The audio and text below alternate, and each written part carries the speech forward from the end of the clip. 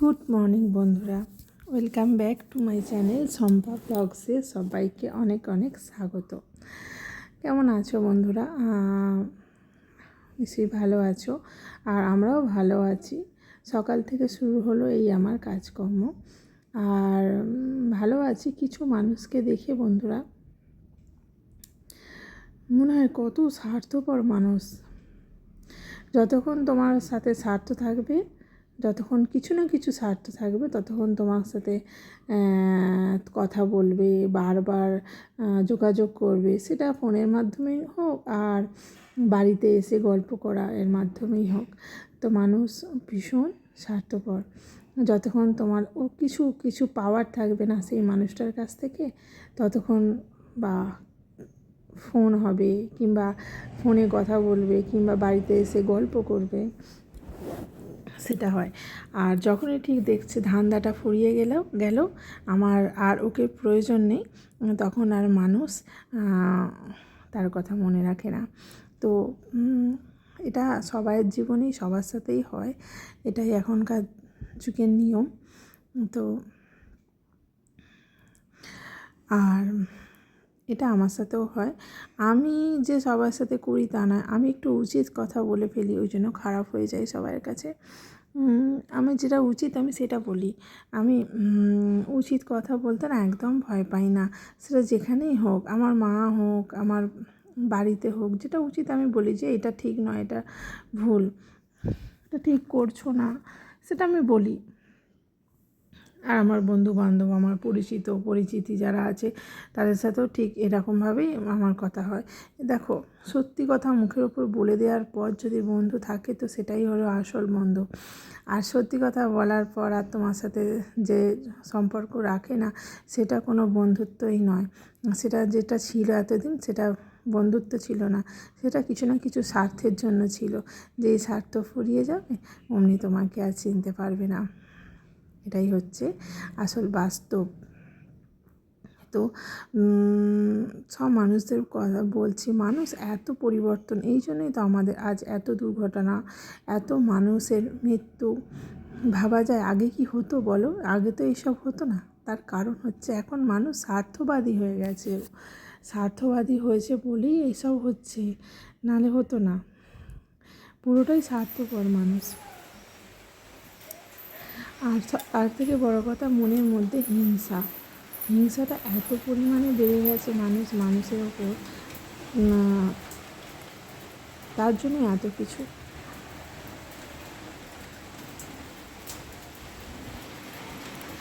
আমি তো ভগবানের কাছে সব সময় বলি, আমার আর যাই করো, আমার মধ্যে হিংসাটা দিও না।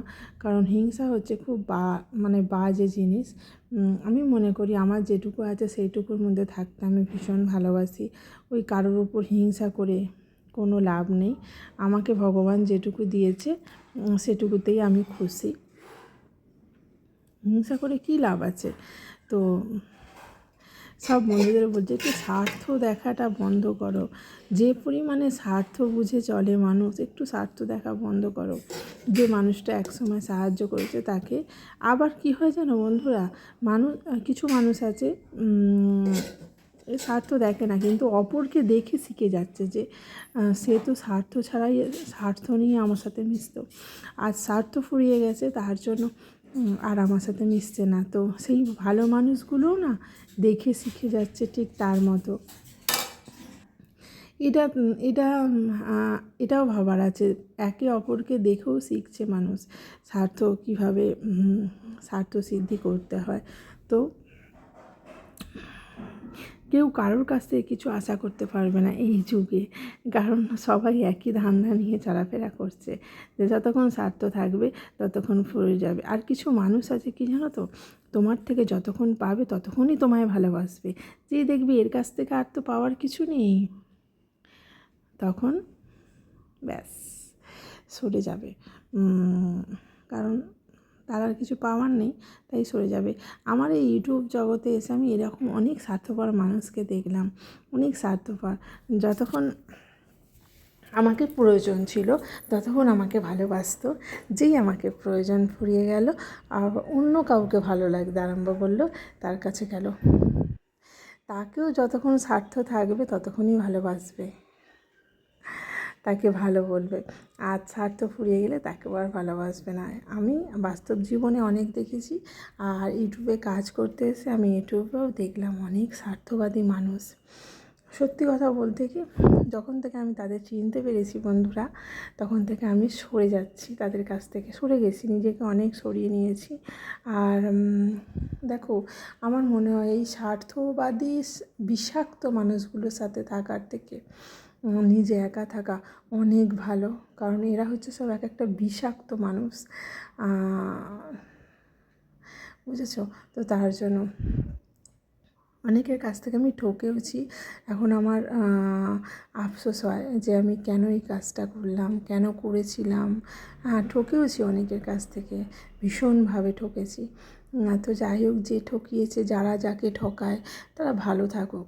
মানুষ ঠকিয়ে কোনো দিন ভালো থাকা যায় না, এটা আমি জানি। আজকে হয়তো খুব ভালো, দুদিন পর তার ফল নিশ্চয়ই পাবে। তা আমি তাদেরকে কিছু কোনো দিন বলবো না, তার কারণ আমি বলার কি, উপরওয়ালা যিনি বসে আছেন তারা বিচার করবেন। আর আমার দেখা কিছু স্বার্থপর মানুষের যদি গল্প শুনতে যাও, তো শুনে ভাবতে হবে, এমন মানুষগুলো স্বার্থবাদী। যতক্ষণ প্রয়োজন ছিল ততক্ষণ আমার সাথে যোগাযোগ করেছে, যখন প্রয়োজন ফুরিয়ে গেছে তখন আর যোগাযোগ করেনি। বন্ধুরা, আমিও শিখে গেছি তাদের মতো, আমিও তাদের সাথে কথা বলবো না। তারা আমাকে যদি ইউজ করতে পারে, আমিও তো কেন ইউজ হবো তাদের হাতে। চলো, আমার কথাগুলো কেমন লাগলো কমেন্টে জানিও।